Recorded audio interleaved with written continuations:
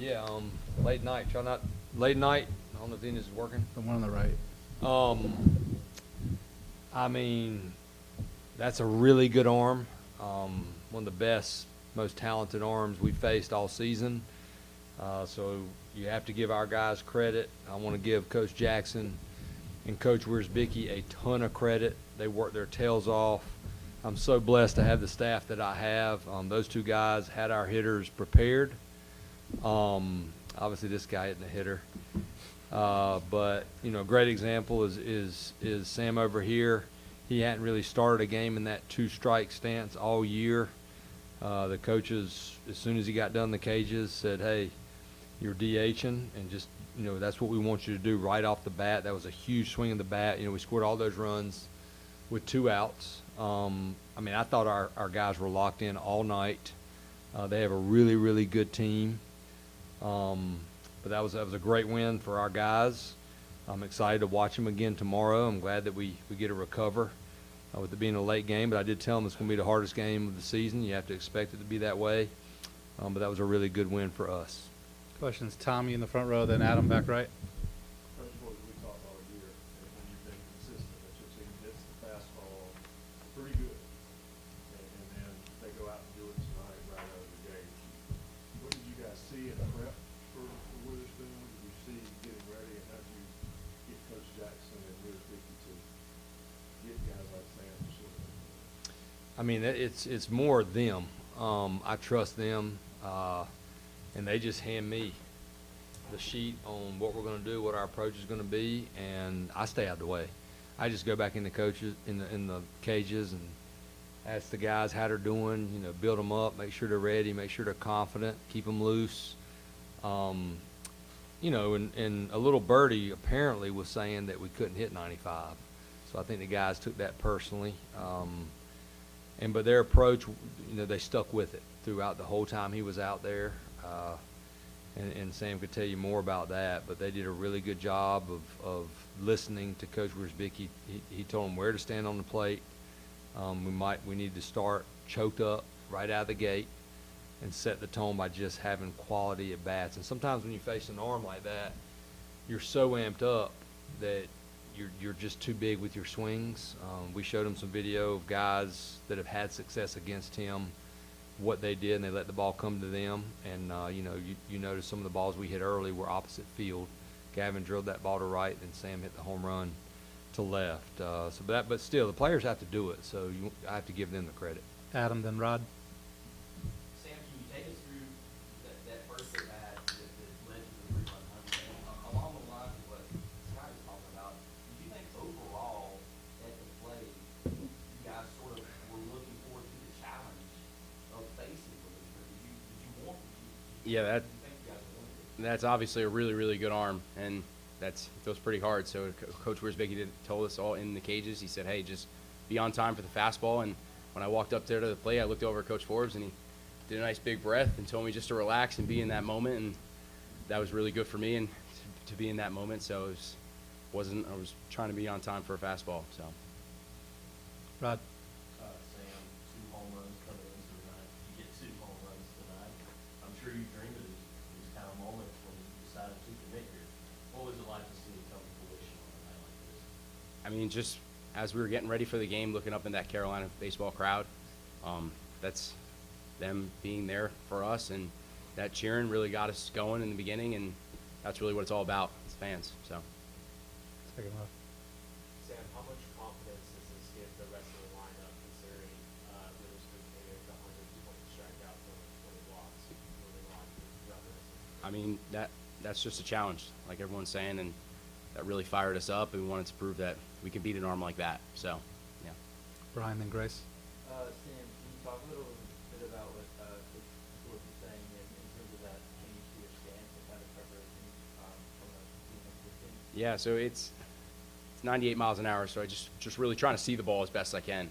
So as I was taking BP, I felt pretty good, and Coach Wiersbicki gave me the idea. He said, "Hey, just to see the ball a little bit better, why don't you try widening out a little bit and not striding?" And I saw that first pitch, and I felt pretty good about it, and I didn't miss that fastball. So. Grace, then Kip.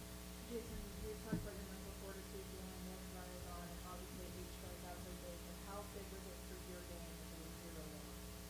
Obviously, that's huge. Credit to the offense for going out and giving me an early lead to work with. Makes it a lot easier to just go after guys. And, again, credit to them and credit to the defense behind me for, being elite all season. Able to trust them like that is pretty special. Kip?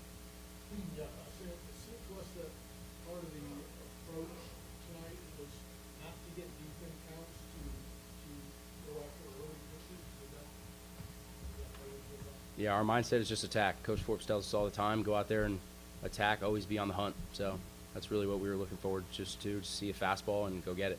So. Right there in the second row.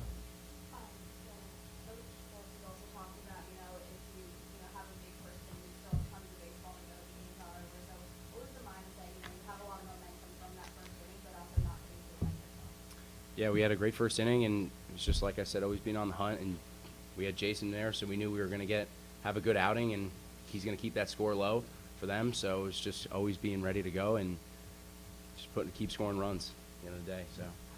Second row right there. Sam, talking about your season as a whole, how were you able to sort of rebound and come out with a performance like this? What kind of work? Just the stuff we do every day. Coach Forbes told me I was playing, so get that opportunity, try to do the best I can to help the team. So. In the end, then Adam, then RL.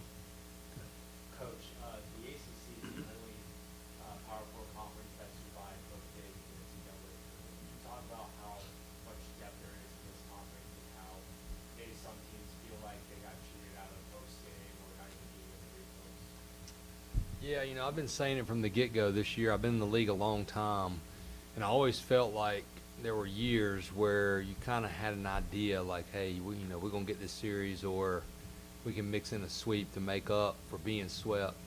This year, anybody could beat you, and it hadn't been like that all the time. And that's a credit to our league, a credit to the commitment people are making to baseball, credit to the really good coaches and great players. But that league prepared us. I really felt like I told our guys, we saw arms like not quite like that, but pretty dang close in our league, especially out of the bullpen. Prescott for Florida State was throwing every pitch 97 to 99, might have touched 100. Obviously, Jamie Arnold is who he is, and some others. But the league prepares you, too, because so many teams play different styles. You look at a team like Louisville that steals a ton of bases, BC steals a ton of bases, and then you got a team like Duke that's just older, that's powerful. So NC State, teams throughout our league, Clemson that run a lot, the ACC's gotten so much better. And I said it earlier, I really felt like Georgia Tech should have hosted. Somebody told me they did lose, so obviously, but I still believe in them, and I think our league is as good, top to bottom, as any conference in the country. I've got four more, and that's it. Adam, RL, Tommy, and Grace. Adam?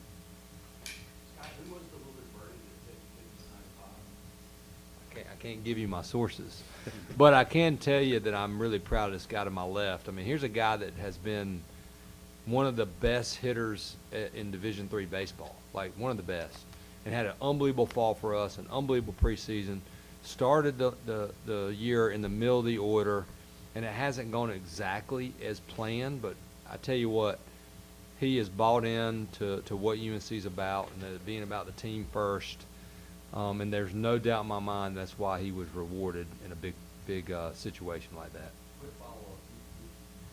Was there a tell with Witherspoon? It looked like you guys were seeing him very well early. Maybe he was kicking pitches. I don't know. Might have been some fault for that. I'm looking over there, and Chad Flax's in here, and he knows what I mean by this, is sometimes as a coach, it's like you just walk in the cages, and it's like our dudes are freaking ready to go.